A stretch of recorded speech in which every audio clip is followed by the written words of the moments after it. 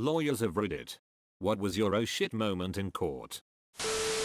Sat in on a personal injury case where the plaintiff broke their leg in an accident and had a doctor on the stand as an expert. The woman's lawyer begins questioning the doctor about their experience with leg injuries. He was a well-known orthopedic surgeon in the area. She asks if he's ever treated a tibial fracture. The leg bones are tibia and fibula, to which he only answers no. Then she starts grilling him with questions about the tibia. After about 6-7 questions, she asks, how did you get a medical license and have been able to practice medicine this long if you've never treated a tibial fracture, and begins a small rant about going after his credentials and those that gave it to him, to which he simply responds, there is no bone named the tibia. The lawyer became beet red and everyone in the room tried their best to keep from laughing, including the judge. Oh god, I can feel the second-hand embarrassment. I feel it down to the marrow of my tibia. I was representing a plaintiff in a hit-and-run case. Plaintiff is testifying and is, despite me preparing them for several hours the previous day, an absolutely terrible witness for her own case. Like, she couldn't even identify the street she was crossing when she was hit by the car. It was a major highway and we had gone through the sequence of events countless times the day before the hearing.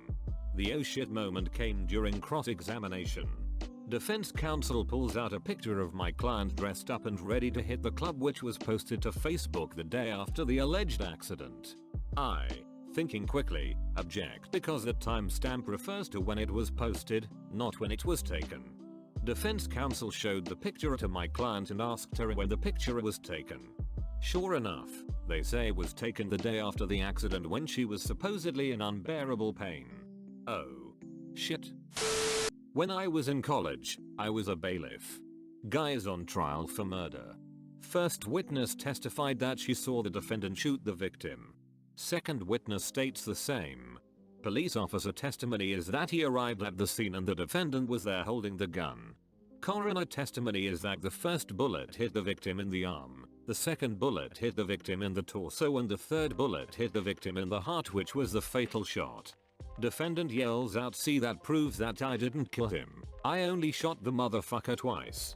Did it work? I know he'd still be guilty of attempted murder, but was he found not guilty of the murder charge? He was found guilty. I think this qualifies, though it wasn't me, that was the lawyer. Got called for jury duty. Was at the jury selection phase, and they asked if anyone here thinks they should not, blah blah. Defendant was in the room. I raised my hand. The defending lawyer looked at me like, oh, this ought to be good, and asked me to explain. I suggested I tell them in private. He insisted I tell the courtroom. I said, okay, I probably shouldn't be on this jury because I was on a previous jury for this man which returned a guilty verdict. Lawyer's face went, oh shit. Commotion and a wait while they looked up records. Yep, verified. Whole jury was now tainted. Everyone goes home, and they start over. After reading other stories in this thread, it sounds like you saved yourself quite a tongue lashing by suggesting that it be in private. I was interning for a judge. We were in the middle of voir dire for what was frankly not that exciting of a criminal case. Half-day trial expected, not salacious details or violence or anything. 75 potential jurors in the room. And when my judge didn't let a guy out of jury duty because he'd have to pick up his kids, that guy proceeded to say in front of everyone that if he was made to show up next week, he'd make it the shortest trial ever and find him guilty right out of the gate. My judge was an incredibly even-keel guy. Nothing shook him or got a rise out of him, and he was an expert at figuring out what he wanted to say in the most neutral fashion possible before he said it. Conversations with him took forever because there was a pause before every sentence. But then, this guy poisons an entire jury pool of 75 people. We had to individually question each person to see if that little outburst was going to affect their impartiality, etc. 75 on-camera interviews later, the judge pulls the guy back in front of everybody and begins to scream at him about disrespecting him, the courts, and every other juror's time. Me, the attorneys, and the court reporter go white-faced because we didn't know this was coming. The guy didn't have to sit for jury duty, but I still don't know if he got to pick his kids up, since he spent a couple days in jail for contempt. I was involved in a pretty messy custody case. The other party was a mess and had kept the child from my client for a few weeks. OP was playing lots of stupid games and kept requesting continuances. I requested a drug test, which the judge ordered.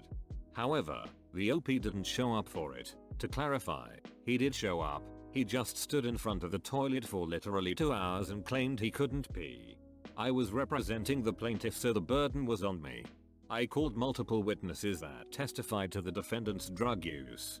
So, opposing counsel decides to call their client for direct examination and asks, "You don't use heroin and crack, right?" That is, for the non-lawyers, a very stupid question for many reasons. Especially considering his client didn't show up for his drug test. However, I fully expected the defendant to just lie and say he was clean. After the question was asked, there was a really long pause and the defendant said, "Yes, I do both of those drugs." My head almost exploded. I didn't ask any questions on cross-examination because I didn't want to muddy the waters. I won, and the child is doing great. I genuinely don't understand how people are this stupid. Not mine, but my boss's one. She had to defend a small-time delinquent as a duty solicitor. Before going to court, he asked her what he should do. She explained to him if he was cooperative and truthful, his sentence would be milder. After hearing the case, the judge asked him if he wanted to add something. He got up and explained to the judge, "My counsel told me to be truthful, so I wanted to tell you that I not only did the robbery I'm being heard for but also several others in the region." He continued to admit to several robberies that had been unsolved yet, and everyone, even the state attorney, were face-palming. Literally the first thing I ever did was just a law student intern. Guy has a legit defense on a drug possession case. Drugs found in a jacket. Guy wasn't wearing a jacket. They were going to have a very difficult time proving the jacket belonged to my guy. Had a long meeting with the client. Explained everything. Client was excited. Day of the preliminary hearing, the guy shows up and sits down directly in front of the officer who arrested him. While wearing the jacket in question, the exact same jacket we were going to say they couldn't prove belonged to him. Not me, but my former law partner. She was in court representing a client, I think in a hearing for a restraining order against her soon-to-be ex-husband. Our client was telling the judge that when they met to exchange the children for visitation, the ex had kicked her. He immediately angrily shouted, "She can't prove it, I didn't leave a mark." Thanks, buddy. I'm not a lawyer, but I was a character witness for my childhood dog in a civil trial between our neighbors and my parents. Opposing counsel was questioning me. I wasn't even out of elementary school at the time, and he asked if our dog was aggressive. She was a Rottweiler and very loving and incredibly protective of me and my siblings. His final question to me is one I will never forget. He asked, "Did your father tell you what to say before you came into court today?" I responded yes. Then he asked, "What did he tell you to say?" I said the truth. Now I was too young to remember the courtroom reaction, but according to my father, the judge audibly guffawed and the opposing counsel lost all the wind out of his sails. Character witness for my dog has me smiling. They're so loyal to us. We should return the favor. I worked as a legal assistant, and during jury selection basically at least 10 people use the "I'm racist" card to get out of serving on the jury. We went through the entire jury pool on a simple rear-end collision civil case just to get a full jury. You could see the angels and devils on some of these people's shoulders. It got to the point where the judge cleared the courtroom and brought potential jurors in individually to ask them the same questions. Basically, confirming that race would be the reason they couldn't be objective, and dismiss them or kept them on as jurors. The real kicker though was the judge had our clients, the minority in question, stay in the room. This basically meant that to get out of jury duty these people had to admit directly to my client that they were racist fucks. My soul died a little that day. But I appreciated that the judge didn't let those people off the hook without some good old public shaming. Watching a hearing when the defendant said, I did stab her. But it was a gentle stabbing. Reminds me of something I read on here where the person said I hit her with a knife.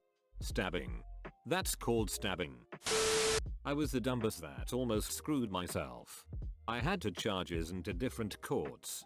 I accepted the first plea, which almost always carries probation, but my plea didn't have that condition. When it came time to accept the second plea, the prosecutor didn't include probation because she assumed my first charge put me on probation. She said as much to the judge, and me being a big dummy almost corrected her. My lawyer grabbed my shoulder and, I shit you not, told me to shut the fuck up. She doesn't know. You almost became that kid that reminds the teacher about homework or an essay that's due.